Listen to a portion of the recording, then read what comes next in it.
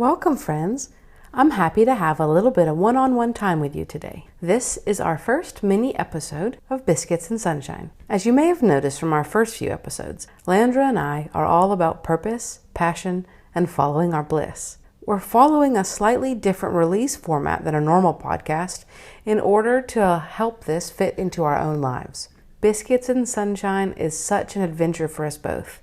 We'll drop full episodes every other week, and in between, you'll get small tidbits from us individually.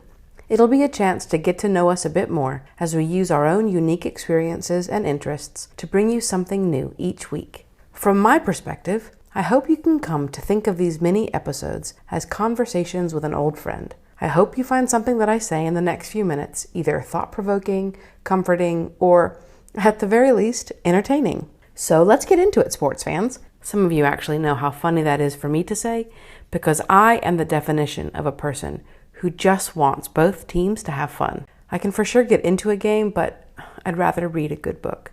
Going to an SEC football school for university, I saw how sports could totally impact people's personalities and our ability to enjoy a weekend. So the anxiety for me is at an all-time high if I'm watching a game where I'm invested in one of the teams. Anyway, I remember my first job in television. I was producing a morning show. I would work all night by myself, putting together the stories in order and writing all of the copy. I'll never forget the first time my news director called me into his office and he had only one critique of the show. He asked me why I didn't include this great video of some player doing something. I think it was spring, so it was probably baseball. I guess it could also have been basketball. Pretty sure it wasn't football, though. Whatever the sport, I remember telling him, sports just aren't something I follow. And he said to me, rightly so, as my boss, he said, now it's your job to know a little bit about everything. You don't have to like it personally, but you have to know when it's important to our viewers. Well, at this point, you're probably asking why I'm even telling this story. It's because the lesson I learned that day sort of had a ripple effect in my life. And the lesson continues to grow with me as my life experience develops. That advice brought me to something that helped me understand human nature so much deeper. The more you understand why people care about something, the more you can care about people. I might not get sports, but I do love people, and I love when people are happy. Sports bond people together. Being able to talk about a game or a catch or a player, it makes people feel like they're a part of something bigger.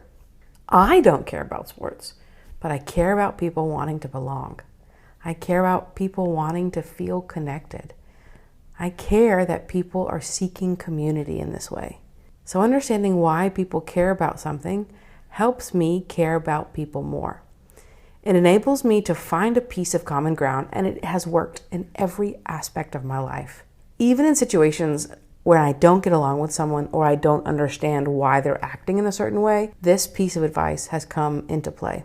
When we take a step back to evaluate why a person cares so much about something that it makes them act in an angry or defensive way, we immediately put our brains into compassion mode. We aren't judging a reaction, but trying to understand the root cause of that reaction.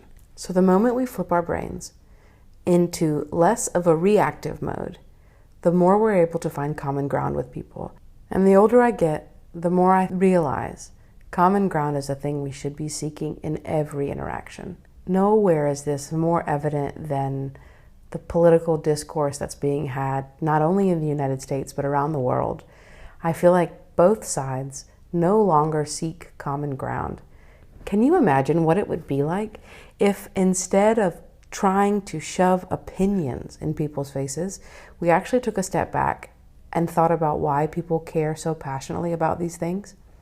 And then another step farther, not only why do they care and why do they think a certain way, but also, is there some value in the way that they think? I know we've sort of come far afield from sports analogy, but to me it is all very similar. It's all a human experience. The more you understand why someone cares about something, the more you're able to care about that person. I've also found in my own life, the more I do this, the more I find people who do it too. The more I find people who think like me, the more I find people who are seeking to put compassion before a compulsive need to get my opinion across. Way easier said than done, but this is something that just came to mind as I was thinking about what I wanted sort of this first conversation with Callie to look like. I hope it's something that isn't a new concept to you, first of all, but I also hope that it's something that you think, there is some merit in that. I do know the world would be a better place if we all exercised a bit more compassion. So that's my challenge to you today. Whenever you're faced with an opportunity where you could be more reactive, stop and think for just a moment. Why is the person I'm speaking with acting in this way? Why does it mean so much to them? And is there any value in the way that they think? I would actually love to know what you think. So please look at the questions on Spotify below this episode and give us your feedback. This isn't just me talking, even though you have now sat through 6 minutes and 30 seconds of me just rattling on. But it isn't just monologue, it's dialogue. So give us your feedback. I didn't actually know having this outlet would be so much fun, but man, am I enjoying it. Thanks, y'all. Until next time.